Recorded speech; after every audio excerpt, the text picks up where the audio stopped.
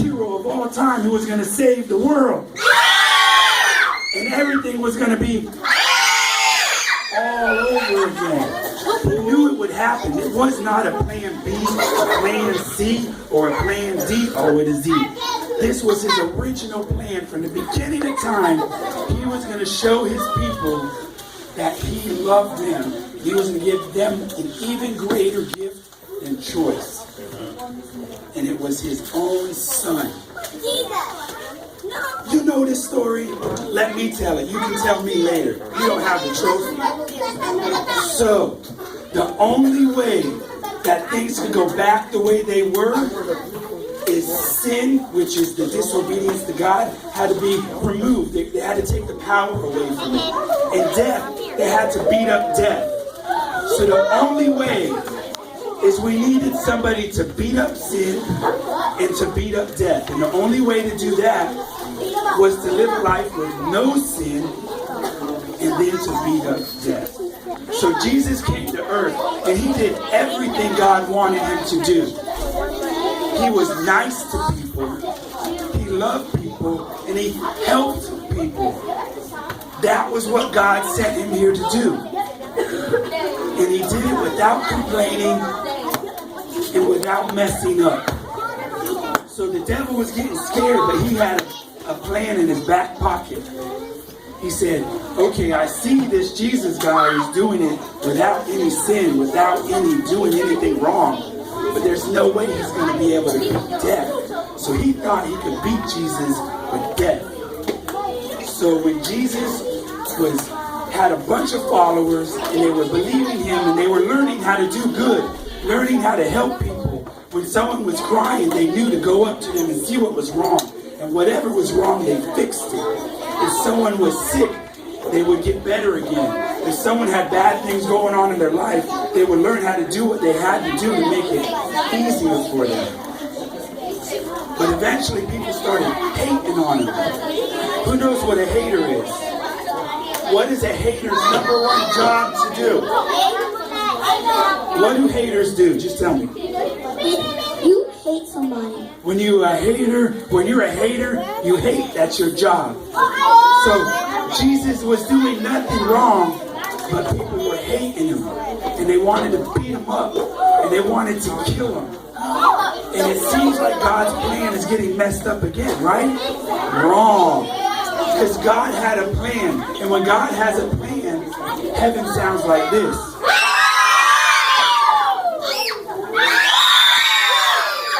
So God's plan was he needed Jesus to take the punishment of every bad thing that every bad person ever was going to do.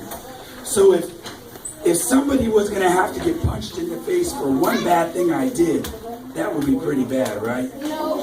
But what if they had to get punched in the face for every single bad thing I did? That would be like a million jillion punches.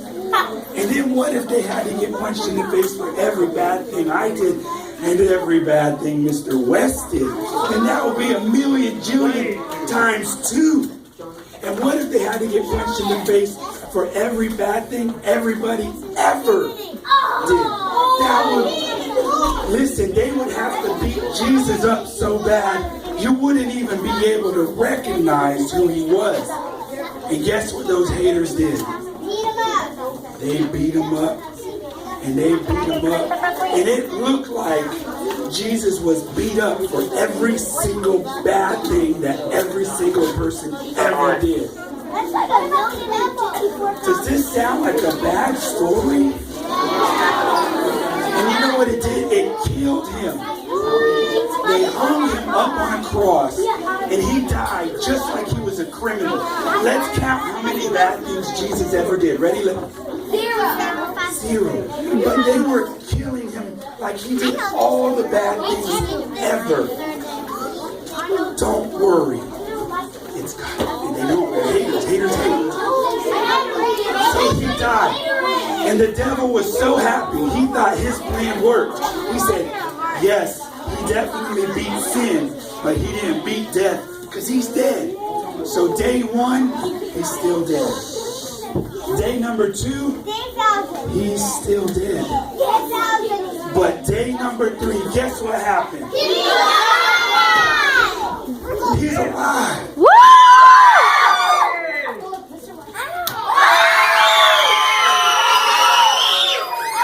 And in heaven, it sounded like this.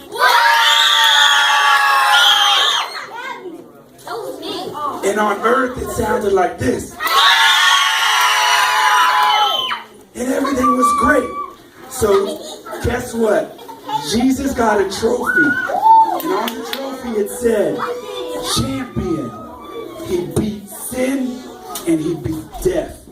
And now, it doesn't matter. No matter what. Because of this trophy, we can have it like it used to be when we were hanging out with God and talking about platypuses and looking at waterfalls and rainbows and trees and dragonflies and caterpillars. It can be great again as long as you have this trophy. So I want to see everybody's hand. Who wants this trophy?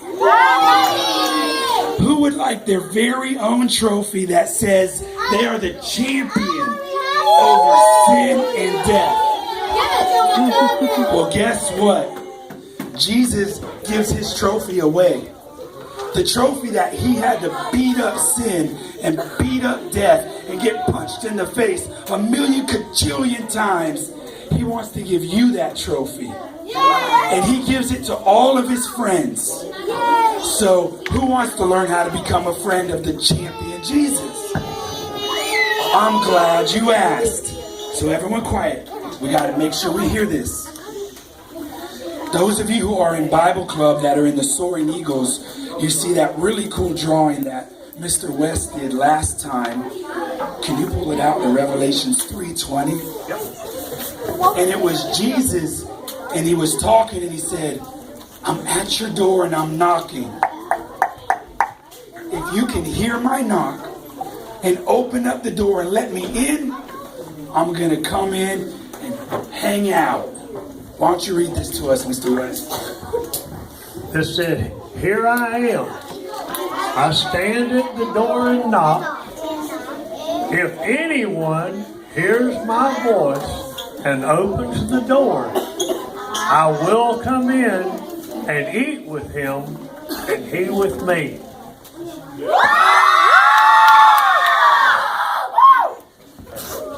So Jesus wants to come in and share this trophy with you.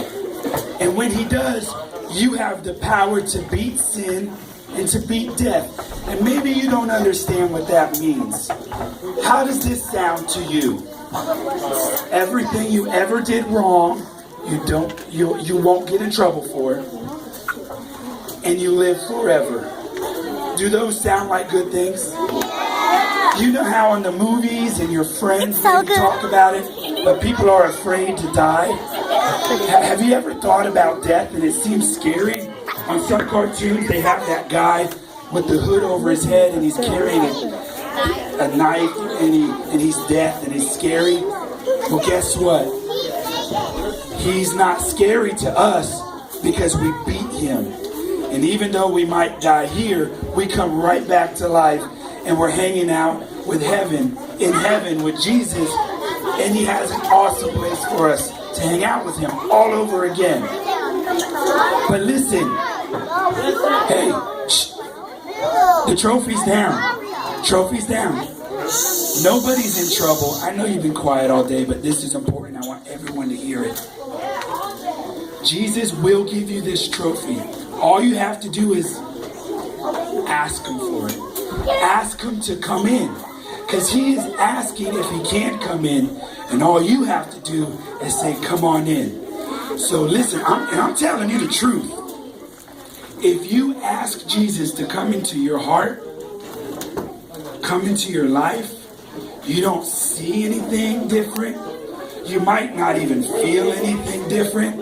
But he really comes in and he really brings you this trophy. It's okay, Johnny. He really brings you this trophy, and it really happens. And then every day we get to learn more, find more about him, and become more like how he wanted us to be, so that forever and ever we can hang out with God again. So listen, we're going to break off into some groups. And I want you, if it seems like something you want, and listen,